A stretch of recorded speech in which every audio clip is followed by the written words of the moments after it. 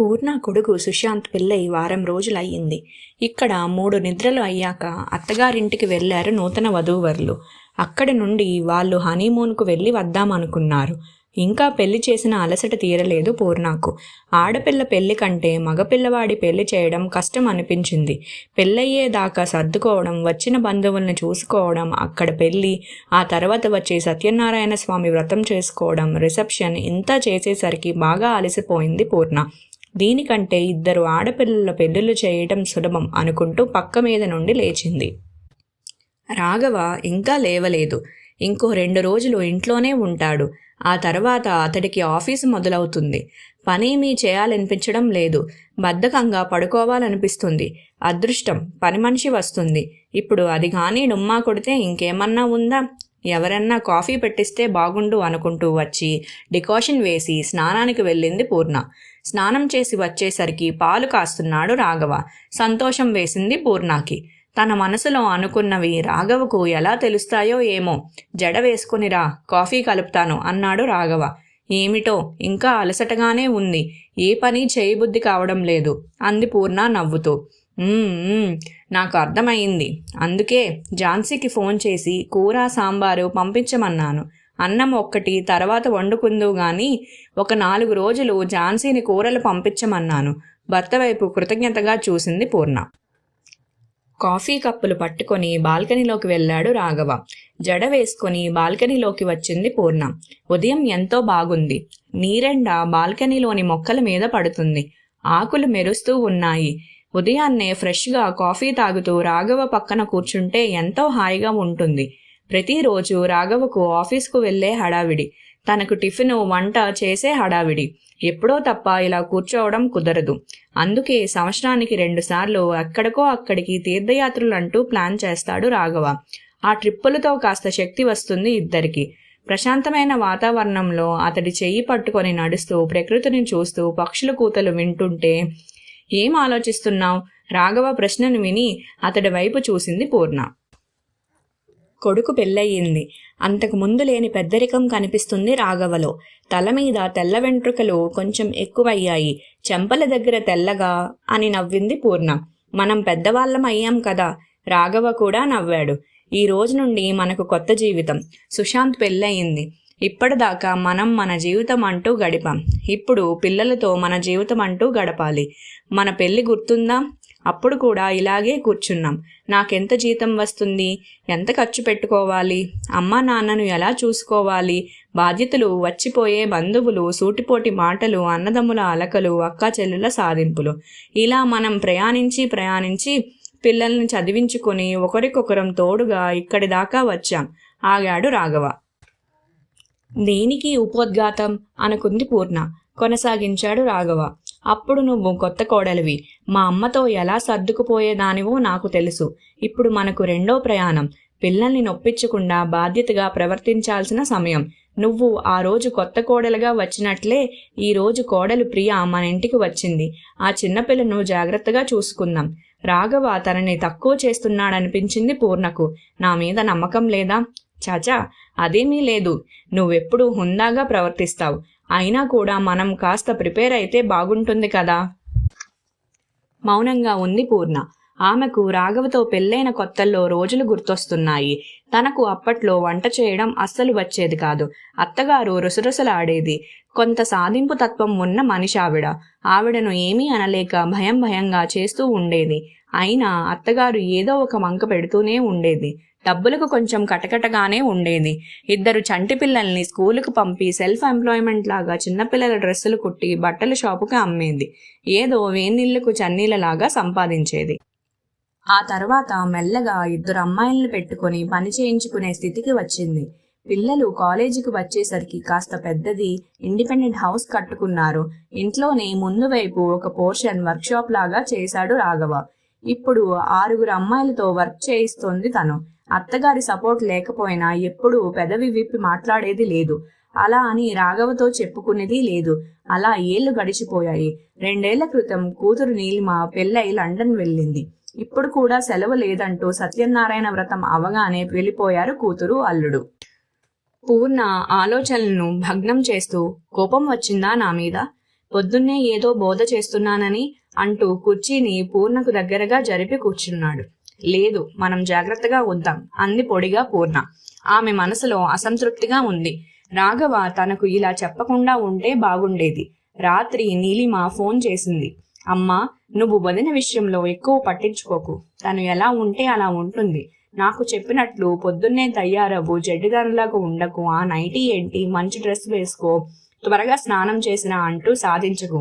నేనంటే కూతుర్ని, మనం తగులాడుకున్నా బాగుంటుంది. వచ్చేది కోడలు, కాస్త జాగ్రత్తగా ఉండు ప్లీజ్. మండిపోయింది పూర్ణకు. ఏడుపు కూడా వచ్చింది. పొద్దున్నే మీ నాన్న లెక్చర్ అయ్యింది, ఇప్పుడు నువ్వు మొదలు పెట్టావు. అవును, నేను గంపగయ్యాలనే, అందరినీ సాధించుకు తింటాను. పెట్టేవే ఫోను, ఇంకొక మాట మాట్లాడితే ఊరుకోను అంటూ ఎగిరింది. ఒక్కసారిగా దుఃఖం పొంగుకు వచ్చింది పూర్ణకు. వెక్కి వెక్కి ఏడవడం మొదలుపెట్టింది. నిస్సహాయంగా చూస్తున్నాడు రాఘవ. పూర్ణ ఎందుకు అర్థం చేసుకోవడం లేదు? ఈ కాలంలో పిల్లలకు ఓర్పు సహనం తక్కువ. ఏదన్నా తేడా వస్తే విడాకులంటారు. వాళ్ళిద్దరూ అడ్జస్ట్ అవడమే గొప్ప విషయం. పెద్దవాళ్ళం, కొంచెం అర్థం చేసుకునే పిల్లలకు సపోర్ట్గా ఉండాలి. అటు పిల్లలకు పెద్దవాళ్లకు కూడా ఇది చాలా క్లిష్టమైన సమయం. ఇంకా మాట్లాడితే ఇది పెద్దవాళ్లకు పరీక్షా సమయం. పూర్ణ పక్కన వచ్చి కూర్చున్నాడు రాఘవ. మృదు స్వరంతో, చూడు పూర్ణ, నువ్వు చెడ్డదానివని ఎవ్వరం అనడం లేదు. ఇప్పుడున్న పరిస్థితులకు తగ్గట్లుగా మనల్ని మనం మార్చుకోవాలి. చాలా ఏళ్లుగా మనం మన పద్ధతుల్లో జీవితాన్ని దిద్దుకుంటూ జీవిస్తున్నాం. మన అలవాట్లు కానీ పద్ధతులు కానీ తెలియని అమ్మాయి మన ఇంటికి వస్తుంది. మనం కొంచెం జాగ్రత్తగా ఉంటే మన బిడ్డల భవిష్యత్తు బాగుంటుంది. అంతకంటే ఇంకేమీ లేదు అనునయంగా చెప్పాడు రాఘవ. కన్నీళ్లు తుడుచుకుంది పూర్ణ. మనసులో కోడలంటే భయం వేస్తుంది. ఏం మాట్లాడితే ఏమొస్తుందో అని. పోనీ వాళ్ళను విడిగా ఉండమందామా? అదేమీ అవసరం లేదు పూర్ణ. కొంచెం సంయమనం, పొట్టించుకోని తనం కావాలి. నీలిమకు ప్రతి విషయంలో సలహాలిస్తూ ఉంటావు కదా, అదే నీ ఫ్రెండ్ కూతుర్ని పట్టించుకుంటావా? కొంచెం కొంచెం అర్థమవుతుంది పూర్ణకు. పిల్లల విషయాల్లో మనం అతిగా ఇన్వాల్వ్ అవ్వద్దు. కోడలితో స్నేహంగా ఉండాలి. అలా అని ఆ అమ్మాయి స్వేచ్ఛకు భంగం కలిగించకూడదు. రాఘవ కళ్ళల్లోకి చూసింది పూర్ణ. అతడి కళ్ళల్లో ప్రేమ తొణికిసలాడుతుంది. సరే, మీరు కొన్ని రోజులు ఆఫీస్కి సెలవు పెడతారా? నాకు కొంచెం బాగుంటుంది అంది పూర్ణ ప్రాధేయపడుతున్నట్లుగా. చూస్తాను, కానీ నువ్వే మేనేజ్ చేసుకోగలవు. నువ్వు సమర్థంగా ఎన్ని పనులు చేయలేదు. ఇది నీకు చాలా సులభం. జస్ట్ నీలిమ, నేను నీకు గుర్తు చేస్తున్నామంతే. రాఘవ అలా చెబుతుంటే కాస్త ధైర్యం వస్తుంది పూర్ణకు. ఆ రోజు రాత్రి నిద్ర పట్టలేదు ఆమెకు. 4 రోజులకు ప్రియా, సుశాంత్ వచ్చారు. పిల్లలతో సరదాగా గడుపుతున్న పూర్ణ మనసులో కొంత అలజడిగానే ఉంది. ఆ మర్నాడు పొద్దున్నే 5ంటికే లేచింది పూర్ణ. వంట, టిఫిన్ చేసి హాట్ బాక్సుల్లో పెట్టి తన వర్క్షాప్కు వచ్చింది. 10ంటికి ప్రియా వచ్చింది. ఆమె ఉద్యోగ ప్రయత్నాలు చేస్తూ సర్టిఫికేట్ కోర్సులు చేస్తుంది.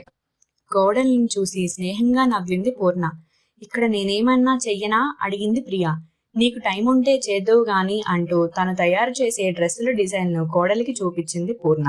మీరు మంచి బిజినెస్ ఉమెన్ అంటూ మెచ్చుకుంది ప్రియా. కాసేపటికి సుశాంత్ కూడా వచ్చి తల్లితో కాసేపు కబుర్లు చెప్పాడు. పిల్లలిద్దరూ ఇంట్లోకి వెళ్లారు. వారం రోజులు గడిచాయి. పూర్ణకు రోజు అదే దినచర్య. వంట చేసి పెట్టడం, కొడుకు కోడలు నిద్ర లేచేసరికి వర్క్షాప్కి రావడం. ఎప్పటికంటే ఎక్కువ బిజినెస్ మీద దృష్టి పెట్టింది. తన స్నేహితురాలు సరళతో కలిసి పేద పిల్లలకు బట్టలు కుట్టి సప్లై చేయడం మొదలుపెట్టింది.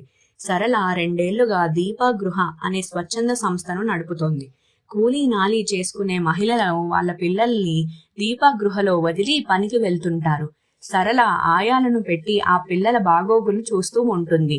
సరళ సిటీలో ఉండే 10-12 స్కూళ్లను వెళ్లి మాట్లాడి స్టూడెంట్స్కు పనికిరాని యూనిఫామ్లు తీసుకుని వచ్చి వాటితో దీపా గృహలోని పిల్లలకు డ్రెస్సులు తయారు చేయించి ఉచితంగా పంచుతుంది. సరళ తెచ్చిపెట్టిన పాత యూనిఫామ్లను దీపా గృహలోని పిల్లలకు సైజులకు తగ్గట్లుగా కుట్టి పంపడమే కాకుండా బస్తీలో ఉండే పేద పిల్లలకు కూడా కుట్టి ఇస్తుంది పూర్ణ. దీనికోసం ప్రత్యేకంగా 2 అమ్మాయిల్ని పెట్టుకుంది. ఇక శని ఆదివారాలు బస్తీలోని పేద పిల్లలకు ట్యూషన్లు చెప్పే సంస్థలో చేరి పాఠాలు చెప్పి వస్తుంది. ఇలా తనను తాను బిజీగా ఉంచుకుంటూ గడుపుతుంది పూర్ణ. కేవలం వంట చేయడానికి, కాసేపు విశ్రాంతి తీసుకోవడానికి మాత్రమే ఇంటి లోపలికి వస్తుంది. ప్రియ తన చదువులో తనుంటుంది. పిల్లలు ఎక్కడికి వెళ్తున్నారు, ఏమి తింటున్నారు అనే ఆలోచన కూడా మనసులోకి రానంతగా పనిలో పడిపోయింది పూర్ణ. భార్యలోని మార్పుని గమనించాడు రాఘవ. పూర్ణ ఇంతకు ముందులాగా తన వెంట వెనక తిరగడం లేదు. తనతో కలిసి కబుర్లు చెబుతూ గడపడం లేదు. అలసిపోయి వస్తుంది. ఇంట్లో మనుషులు ఉన్నారని మర్చిపోయినట్లుగా ఉంది అనుకున్నాడు. ఒకరోజు రాత్రి పూర్ణను కదిలించాడు రాఘవ. ఆ మురికివాడల్లోకి వెళ్లి పాఠాలు చెప్పడం ఎందుకు? అక్కడ పందులు, కుక్కలు తిరుగుతూ ఉంటాయి. ఆ శిథిలమైన స్కూళ్ళల్లో కూర్చొని బీదా బిక్కిని ఉద్ధరించడం అవసరమా? పైగా చిన్న వయసు కూడా కాదు నీది. నీ ఆరోగ్యం చూసుకో పూర్ణ. అక్కడి దోమలకు ఏ డెంగ్యూనో పట్టుకుంటే తట్టుకోలేవు. బదులు చెప్పలేదు పూర్ణ. దాదాపు 4 నెలలు గడిచిపోయాయి. ఒంటరితనం పీడిస్తుంది రాఘవను. ఆ శుక్రవారం రాత్రి ప్రియా, సుశాంత్లు సరదాగా టూరుకు వెళ్లారు. శనివారం పొద్దున్నే 5ంటికి అలారం పెట్టుకుని లేచాడు రాఘవ. పాలు కాచి డికాషన్ వేసి స్నానం చేసి వచ్చి దీపారాధన చేసి పూజ చేసుకుంటున్నాడు. గంట మోగుతుంటే కళ్ళు విప్పింది పూర్ణ. రాఘవ్కు ఎటైనా వెళ్లే పని ఉందా? ఇంత త్వరగా లేచి పూజ చేస్తున్నాడు అనుకుంటూ వచ్చింది. కాసేపు పడుకోలేకపోయావా? ఇంకా తెల్లవారలేదు. నవ్వుతూ పలకరించాడు రాఘవ. ఎక్కడికైనా వెళ్ళాలా? లేదు పూర్ణ, మెలకువ వచ్చింది. ఎలాగో నిద్ర లేచాను కదా అని పూజ చేస్తున్నాను. నువ్వు కూడా వస్తావా? కాసేపు కింద గార్డెన్లో తిరిగొద్దాం, కాస్త ఫ్రెష్గా ఉంటుంది. కాసేపటికి తయారై వచ్చింది పూర్ణ. గార్డెన్లో చెట్ల కింద నడుస్తున్నారిద్దరు. రాఘవ పూర్ణ చెయ్యి పట్టుకున్నాడు. ఈ మధ్య నాతో అసలు మాట్లాడలేనంత బిజీ అయిపోయావు పూర్ణ. ఎప్పుడూ నేను ఆఫీస్ నుండి వచ్చేసరికి నీ వర్క్ కట్టేసి నా కోసం చూస్తూ ఉండేదానివి. ఈ 4 నెలల నుండి నన్ను పట్టించుకోవడం మానేశావు. నా మీద కోపం వచ్చింది కదా? పిల్లలిద్దరూ బాగానే ఉంటున్నారు. ఈ వయసులో మనం విడివిడిగా ఉంటున్నాం అనిపిస్తుంది.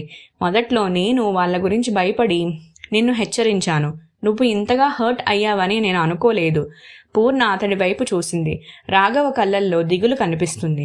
మెల్లగా అతడి చెయ్యి విడిపించుకొని అక్కడ ఉన్న బెంచీ మీద కూర్చుంది. పక్కనే కూర్చున్నాడు రాఘవ. నేను మీకు భార్యగా వచ్చాను. కోడలిగా, పిల్లలకు తల్లిగా నా బాధ్యతలు బాగానే నెరవేర్చుకుంటున్నాను. అత్తగారికి భయపడుతూ డబ్బులు సరిపోతాయో లేదో అని దిగులు పడుతూ పిల్లల పెంపకం, వాళ్ళు ఏ దురలవాట్లు చేసుకోకుండా చదువుల్లో బాగా రాణించడానికి శ్రమపడడం, పిల్లలకు మంచి సంబంధాలు చూసి చేయటం, ఇలా ప్రతి స్టేజ్లోనూ నాకు టెన్షన్. మీరు సపోర్ట్గా ఉన్నారు, కాదనడం లేదు. కానీ చివరకు కోడలు ఇంటికి వస్తే కూడా నాకే ఎందుకు టెన్షన్? నా అస్తిత్వం ఏమిటో తెలియటం లేదు. నేను మాత్రమే సర్దుకుపోవాలి. నేను మాత్రమే అడ్జస్ట్ అవ్వాలి. ఇంత చేసినా నాకున్న గుర్తింపు ఏమిటి? ఒకవేళ కొడుకు కోడలు విడాకుల దాకా వస్తే దానికి కారణం నేనే అవుతాను. ఎందుకో నాకు మీ అందరికీ దూరంగా వెళ్ళిపోవాలని ఉంది.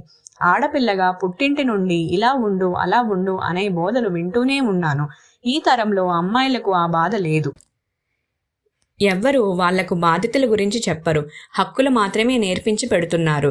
ఇప్పటికీ మా తరానికే బాధ్యతలు, భయాలు, బెంగలు. వీటి నుండి తప్పించుకోవడానికే నేను నా పనిలో మునిగిపోయాను. నా దారి నేను వెతుక్కుంటున్నాను. నాకు నచ్చిన మార్గంలో ప్రయాణిస్తున్నాను. అది కూడా తప్పేనా? పూర్ణ కంఠంలో దృఢత్వం. ఆకులు కదలడం లేదు. అంతటా నిశ్శబ్దం. ఏమీ మాట్లాడలేదు రాఘవ. ఆ నీరండలో పూర్ణ వేసిన ప్రశ్న రాఘవకు ఒక్కడికే వినిపించిందా, లేక పంచభూతాలన్నిటికీ వినిపించిందా? గాలి సానుభూతిగా ఆమెను స్పందించింది. పూర్ణ ప్రశ్నకు రాఘవ దగ్గర జవాబు లేదు. పాత పూర్ణని ఎలా వెనక్కు తెచ్చుకోవడం? ఇంకో నెల గడిచింది. ఆ రోజు శనివారం. బస్తీలో పిల్లలకు ఇంగ్లీష్ గ్రామర్ చెబుతుంది పూర్ణ. టీచర్, కొత్త సారు వచ్చారేమో, మేడంతో మాట్లాడుతున్నారు, కిటికీలోంచి చూస్తూ చెప్పారు పిల్లలు. స్వచ్ఛంద సంస్థ చైర్మన్ అంజలితో మాట్లాడుతున్నాడు అతను. పువ్వుల చొక్కా. అతడు అటువైపు తిరిగి ఉండడం వలన ముఖం కనిపించలేదు పూర్ణకు. బడిలో పాఠాలు చెప్పడానికి రిటైర్ అయిన వాళ్ళు వస్తూ ఉంటారు. పాఠం కొనసాగించింది పూర్ణ. క్లాసు అయ్యాక బయటికి వచ్చింది. ఎవరూ కనిపించలేదు. మధ్యాహ్నం అయ్యిందని చెట్టు కింద కూర్చొని బ్యాగ్లోంచి లంచ్ బాక్స్ తీసింది. ఇంకో 2 క్లాసులు తీసుకొని ఇంటికి వెళ్ళాలి. ఇల్లు గుర్తుకు వస్తే ఎందుకో బెంగగా కలుగుతుంది. అందరూ ఉన్నా ఏదో తెలియని ఒంటరితనం. రాఘవ ప్రేమగానే ఉన్నాడు. ఎందుకో తనకే పరాయితనంగా ఉంటుంది. హలో టీచర్, రాఘవ గొంతు. చటుక్కున తల తిప్పి చూసింది. పువ్వుల చొక్కా వేసుకొని నిజంగానే ఉన్నాడు రాఘవ. సంభ్రమంగా లేచింది పూర్ణ. నేను లేకుండా నువ్వు ఒక్కదానివే తినేయగలవు. నేను అలా ఉండలేనబ్బా. పక్కన కూర్చున్నాడు రాఘవ. నోట మాట రాలేదు పూర్ణకు. మీ అంజలితో మాట్లాడాను. పాఠాలు చెప్పడానికి కాదు, స్కూల్ బాగు చేయడానికి. మన ఊరి మేయర్ తమ్ముడు నా కొలీగ్. అతడితో వెళ్ళి మేయర్తో మాట్లాడాను. డబ్బులు శాంక్షన్ చేశాడు. ఆ పని మీద వచ్చాను. నువ్వుండే పరిసరాలు శుభ్రంగా ఉంచాలి కదా. ఈ మురికివాడను బాగు చేయడానికి ప్రభుత్వం వైపు నుండి కృషి చేస్తున్నాం. స్వచ్ఛ భారత్ ప్రోగ్రాం అన్నమాట. రాఘవ నవ్వుతూ చెప్తుంటే కన్నీళ్లు వచ్చాయి పూర్ణకు. భర్త చేయి పట్టుకుంది. దూరంగా సుశాంత్ వస్తూ కనిపించాడు. అతడి వెనకాల ప్రియాతో మాట్లాడుతూ అంజలి. ఆ వెనక ఎవరెవరో గవర్నమెంట్ ఆఫీసర్లు. అలాగే చూస్తుంది పూర్ణ. దగ్గరగా వచ్చారందరూ. ప్రియా, సుశాంత్, రాఘవలు ఆఫీసర్లతో మాట్లాడుతూ ఏమేమి చేయాలో చెబుతున్నారు. ఆఫీసర్లు వచ్చారు కాబట్టి పిల్లలకు క్లాస్ లేదు. పిల్లలు కేరింతలు కొడుతూ వెళ్ళిపోయారు. 2 గంటల తర్వాత అంజలి దగ్గర సెలవు తీసుకున్నారు రాఘవ వాళ్ళు. కారెక్కుతుంటే ఈ పువ్వుల షర్ట్ ఏమిటి? బయటకు వచ్చేటప్పుడు కొంచెం డీసెంట్ డ్రెస్ వేసుకోవాలి కదా, కోపంగా అంది పూర్ణ. నవ్వాడు రాఘవ. ఎప్పుడు ఏ చొక్కా వేసుకోవాలో నువ్వు చెప్పనిది నాకెలా తెలుస్తుంది? రాఘవ నవ్వుతుంటే కోపం నశాలానికి అంటుతుంది. కొడుకు వైపు తిరిగింది పూర్ణ. నువ్వేమిట్రా చింపాంజీలాగా ఆ జుట్టు గెడ్డము అలా షార్ట్స్తోనే వచ్చేశావు? వాళ్ళందరూ ఏమనుకుంటారు? ఈ మధ్య నువ్వు మమ్మల్ని పట్టించుకుంటున్నావా అమ్మా? అసలు నువ్వు మాతో మాట్లాడి ఎంతకాలం అయ్యిందో తెలుసా? నివ్వరపోయింది పూర్ణ. తల్లి భుజం చుట్టూ చెయ్యి వేశాడు సుశాంత్. నువ్వు పరాయి దానిలాగా ఉంటే ఎంతో బాధగా ఉంటుందమ్మా. నువ్వు మమ్మల్ని దిద్దుతూ ఉండాలి. మా విషయాలు పట్టించుకోవాలి. మంచి చెడు చెబుతూ ఉండాలి. నువ్వు మమ్మల్ని వదిలేస్తావా చెప్పు? నువ్వే ఇంటికి కమాండర్వి, కెప్టెన్వి. నువ్వు వదిలేస్తే మాకు ఎలా ఉండాలో ఏం చెయ్యాలో ఎలా తెలుస్తుంది? కళ్ళ నీళ్లు ఉబ్బికి వస్తున్నాయి పూర్ణకు. పదండత్తయ్య, ఈరోజు నేను వంట చేస్తాను. ఎలా చెయ్యాలో చెప్పండి, నేర్చుకుంటాను. ప్రియ అనునయంగా చెబుతూ ఉంటే కళ్ళ నీళ్లు తుడుచుకొని కారెక్కింది పూర్ణ. వెనక సీట్లో రాఘవ భుజం మీద తలవాల్చి కూర్చుంది. ఇప్పుడు ఆమె మనసు తేలికగా ఉంది. అందులో కుటుంబ సభ్యుల మీద ప్రేమానురాగాలు పొంగి పొరలుతున్నాయి. ఇంటికి దీపం ఇల్లాలు. ఆ దీపం మసకబారితే ఇల్లు చీకటపోతుందని పూర్ణ కుటుంబ సభ్యులు తెలుసుకున్నారు. కారు కదిలింది.